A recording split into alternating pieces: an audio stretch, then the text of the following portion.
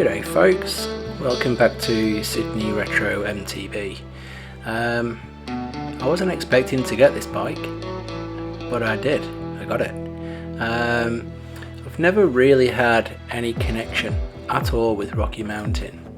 I know they're a good bike, they're a good build, they're still going today, but I've never owned one, never really wanted to own one, and still don't actually want to own one. But this popped up, and basically I've been after a set of Mazzocchi Monster Ts for about 3 or 4 years over here in Australia to go on another build. Anyway, this advert came up on Facebook Marketplace. It was a pretty reasonable price in all fairness, and yeah, I had to have it. Now the idea was to take the monsters off the front, and the wheels actually is after these wheels, well, the rims, not really the hubs, yeah, essentially just either sell the bike and just get rid of it and what have you. I've just got no connection to it. But the longer it's been in my collection, I think I'm going to keep it. And the story goes is that a gentleman from America came over to Australia, made a friend, and down the track his friend's son got into mountain biking, and pretty much he donated this bike to him. Now the young lad basically didn't ride it, to be honest, didn't really do anything with it, and with the advert being up on Marketplace, I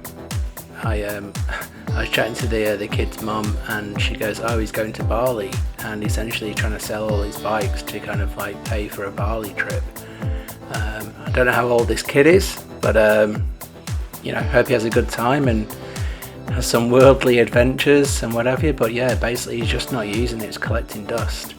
Now I have not polished this or cleaned any part or stripped anything down since having this bike, and I normally do that for a bike check video, but I have washed it, but yeah, I've not done a deep clean. That will be in another video, even though literally everything is immaculate on it, to be honest. So yeah, we'll see how we go with this, and we'll do a bike check and have a run through. And yeah, the plan still might be to put the monsters on my Sonic recoil. That frame needs a lot of work, it needs new bearings, needs new decals. It's a long way off, but the idea was to get the monsters on that. Now I do have some other forks that I could put on this, but I don't know, it just matches. It looks pretty good. If I took these forks off, leave a comment below of what forks you'd actually put on here from, say, 2003. Give us some ideas of what you would personally put on. Alright, let's get into the bike check. Alrighty, as you can see from the images, it's nearly immaculate, this bike. So whoever the previous owner was, he did an amazing job. The paintwork on the frame is amazing. There's basically just one little sticker chipped on the other side, which is the Eastern sticker. But yeah, everything is pretty much bang on. There's actually no fluid whatsoever in both the front and rear brakes. So that obviously does have to be addressed. And just if you know me and any of my other builds, I always service the forks even though they don't get ridden. Alright, so here we have the Tytech seat. Now I used to have a Tytech Berserker back in the day, and this looks like a bead to me stitched on, but I'm not actually too sure. So it'd be super awesome if someone could actually let me know what the actual model of the Tytech saddle is. But it's nearly immaculate condition. Lovely race face seat post, again near enough pristine, and that's just the standard Rocky Mountain seat collar there. There's the flames, the green flames of goodness, and this is the Wade Simmons edition of the RM7.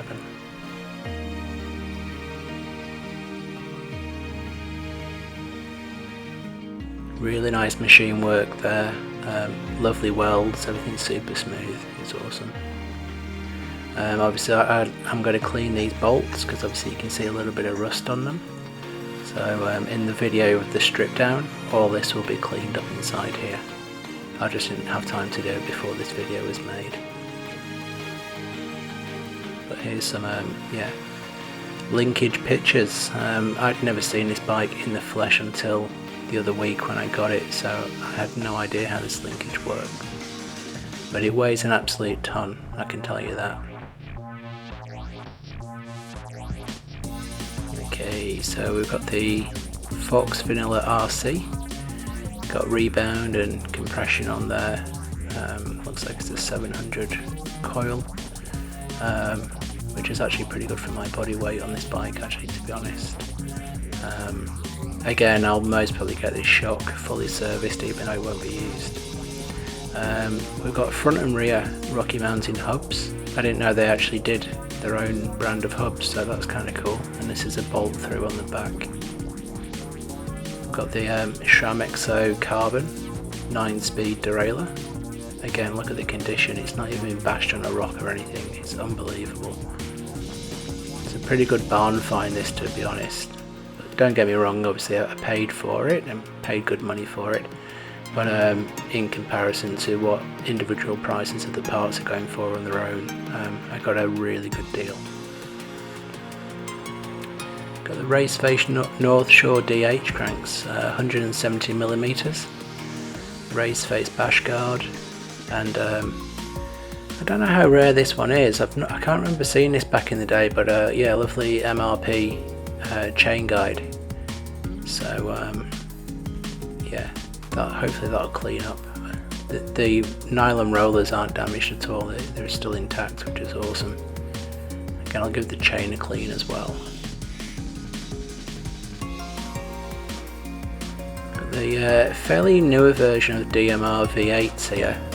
One side, as you can see, is well, I don't know, it's not fully corroded, but it's got a weird coating on it, so we'll have to see what's going on with that, but they still run smooth.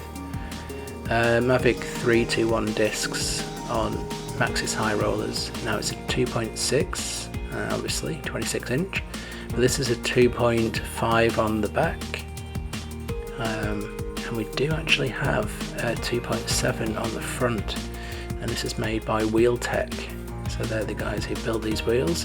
I've never seen a valve with an actual nut on it like that as well, but as you can see they're 2.7. So mostly because of that nut on the valve, it might be a really big inner tube to compensate for the 2.7 tyre. As you can see there, the old Rocky Mountain front hub and the Hayes brakes. And here's the creme de la creme. This is literally why, the only thing why I bought this bike, is for these monsters. And again, I've not polished these in any way, I've just done the wash, as you saw in the time lapse. But yeah, 2003 model, awesome.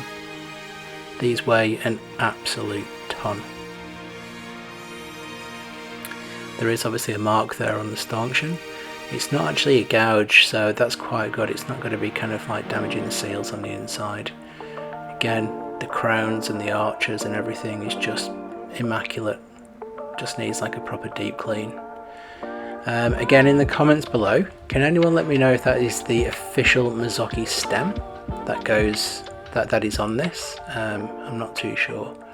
You got your rebound there and your compression. But yeah, if you could anyone let me know about the stem, that'd be awesome.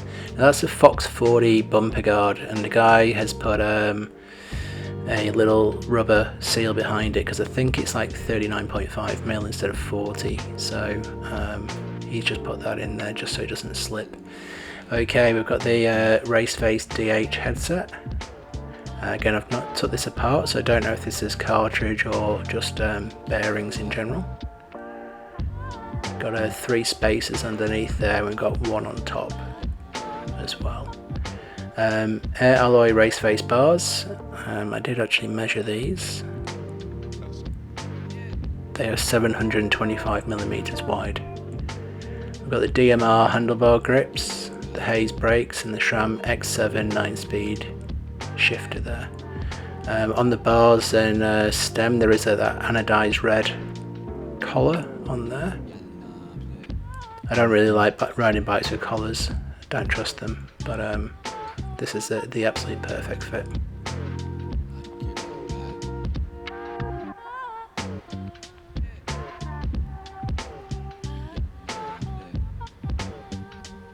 As you can see, the DMR grips there, they're actually zip tied on.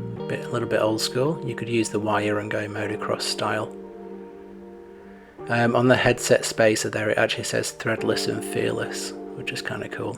Raceface always used to put little logos on their stem caps. I've got a few, which I actually got given to by my mate Ruben, which is kind of cool.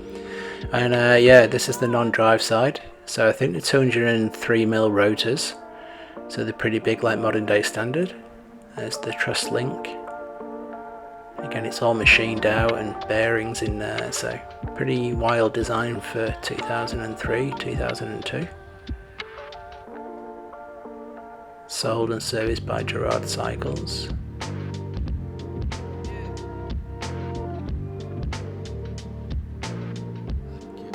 It's actually a thing of beauty, to be honest, but yeah, it's just the connection. I've not really got a connection with Rocky Mountain, so I think this is going to be a keeper though, for sure. I mean, look at the condition of it. The frame it's pretty much not got a chip on it. It's unbelievable. Unless it hasn't even had a polish. There's the decal, which is damaged, that Eastern decal. But I should be able to fix that.